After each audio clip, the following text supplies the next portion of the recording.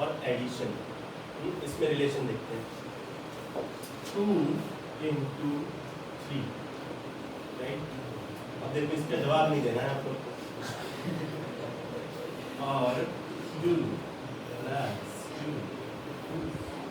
सही है। दोनों में थोड़ा बहुत इक्विवेलेंस आपको समझ में आ रहा है, राइट। अब देखते हैं, अब मान लो कि आपके पास यही चीज़ है और ये थोड़ा ज़्यादा सिमेट्रिकल है, जैसे कि ये रेक्टेंगल मैंने निकाल दिया, तोड़ दिया, कॉमन करो,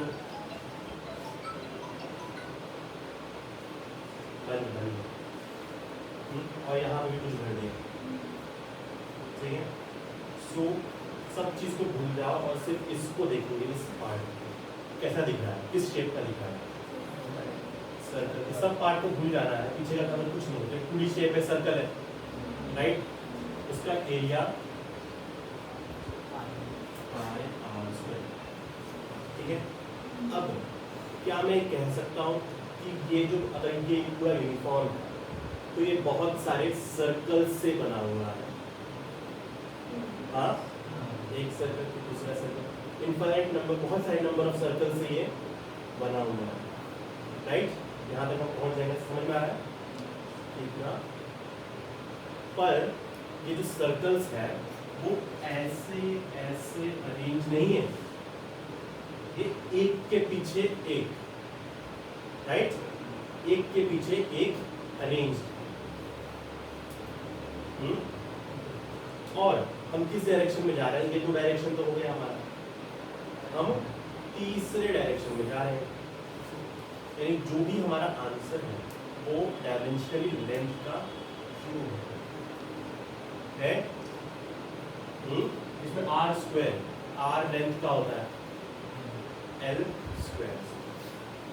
अब हम इसमें हम और सर्कल्स को, आप एक तो ऐसे कर सकते हो कि यहाँ पे एक सर्कल हुआ, दूसरा सर्कल यहाँ, तीसरा यहाँ, बस मान लो ये अगर ये 100 सर्कल से बना हुआ, मान लेने के लिए, तो दोनों बात सही है कि आप 100 सर्कल्स ऐसे बगल बगल में करो और उन सब का एरिया निकालो, उन सब का एरिया निकालो, वो इक्विवेलेंट होगा कि आप इसका निकालो एक का और मल्टीप्लाई बाई ये लेंथ,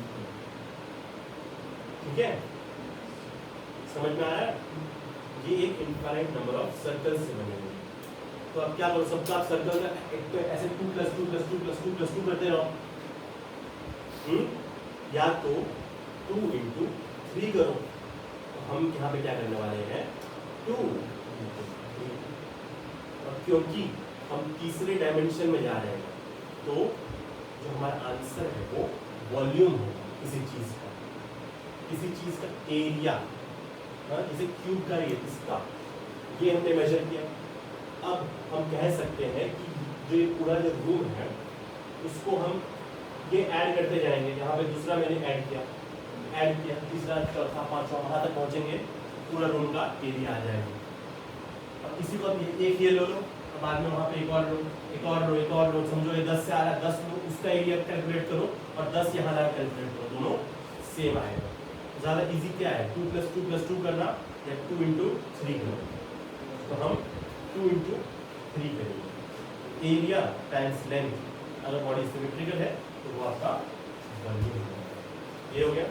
अब इसके आगे, अब जो इसमें हमने देखा कि सिर्फ एक मॉलिक्यूल था, एक गेंद था जो दीवार से टकराया, पर जब हम यहाँ पे जब खेल रहे थे तो हमने कितना गेंद यूज़ किया, 100 गेंद यूज़ किया, ज़्यादा गेंद यूज़ किया, तो एक से जो है वो इतना लगा, यहाँ पे एक तो है नहीं, कितने हैं ये सारे जो है, जो बॉल्स हैं, बॉल्स किसको है, बॉल्स मॉलिक्यूल्स हैं। आपको बताओ नंबर ऑफ मॉलिक्यूल्स आपको गिनने आता है कि नहीं आता है, हाँ बताओ नंबर का क्या फॉर्मूला, बस थैंक यू। कोई और नंबर ऑफ मॉलिक्यूल्स, बस रात तो सब तुक्का इसका चलने वाला है। सो ये जो प्रेशर आपका आया 1 की वजह से आया, 1 बॉल जहां लिखा मॉलिक्यूल M V X, ठीक है।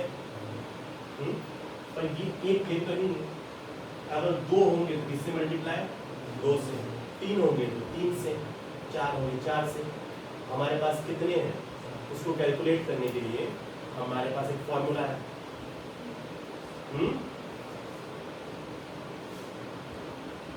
टोटल बॉल्स कितने हैं, 100 थोड़ी ना, ज़्यादा है।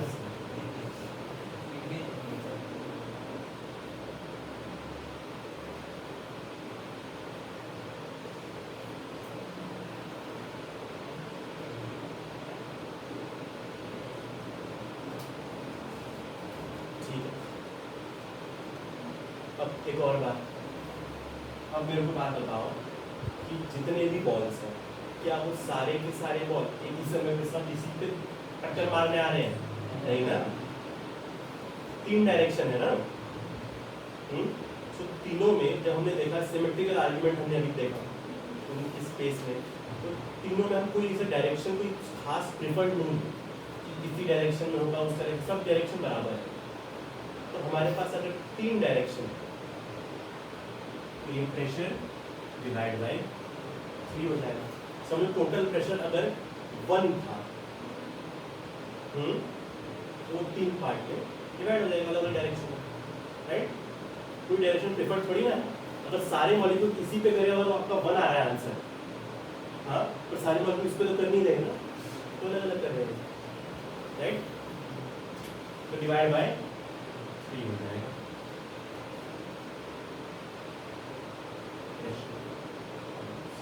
अब ये समझो आपका आखिरी, अब धीरे धीरे अलग हम बना रहे हैं कुछ। अब देखो इसको मोलर मास के टर्म्स में लिख सकते हैं क्या, किसी चीज का मोलर मास क्या होता है,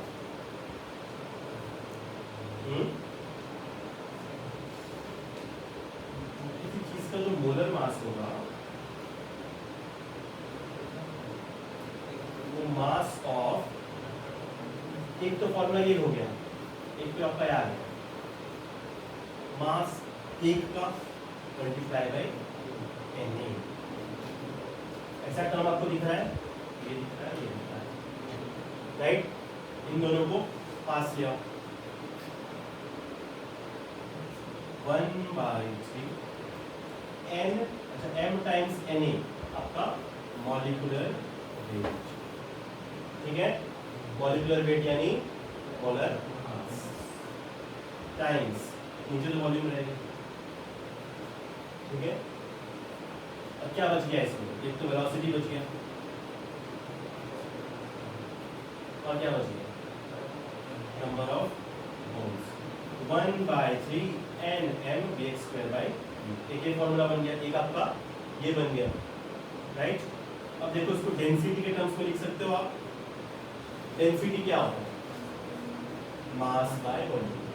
पर आपके पास अगर 100 बॉल है तो आप डेंसिटी में एक बॉल का मास का वॉल्यूम थोड़ी करते हो, जितने आपके पास टोटल है, total mass by total volume, total mass कितना है आपके पास,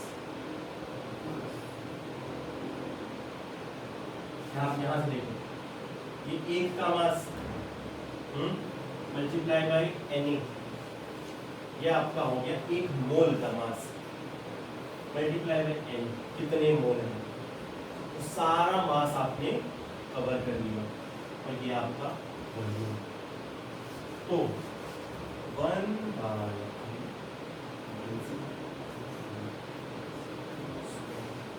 ठीक है, एक ये हो गया, राइट। और कोई इसमें फॉर्मेट बना सकते हो आप प्रेशर का, बोलो, और कोई फॉर्मेट बना सकते हो।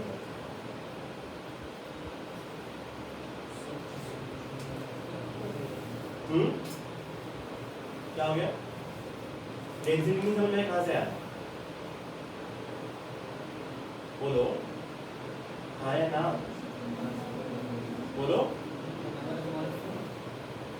आपके पास टोटल मास आपको निकालना है, टोटल मास एक का मास Na से मल्टीप्लाई किया, एक मोल का मास n से मल्टीप्लाई किया, तो सारा मास कितने मोल्स आते हैं, सबका मास कैलकुलेट कर लिया, उसको आपने वॉल्यूम से डिवाइड कर दिया तो आपका आ गया, राइट। ये हो जाएगा, प्रेशर के इतने सारे हो गए, और भी बना सकते हो, कुछ तो बन सकता है इसमें, इतना काफी है वैसे तो, और कुछ मैंने बनाया है, नंबर ऑफ मॉलिक्यूल्स के टर्म्स से बना लिया।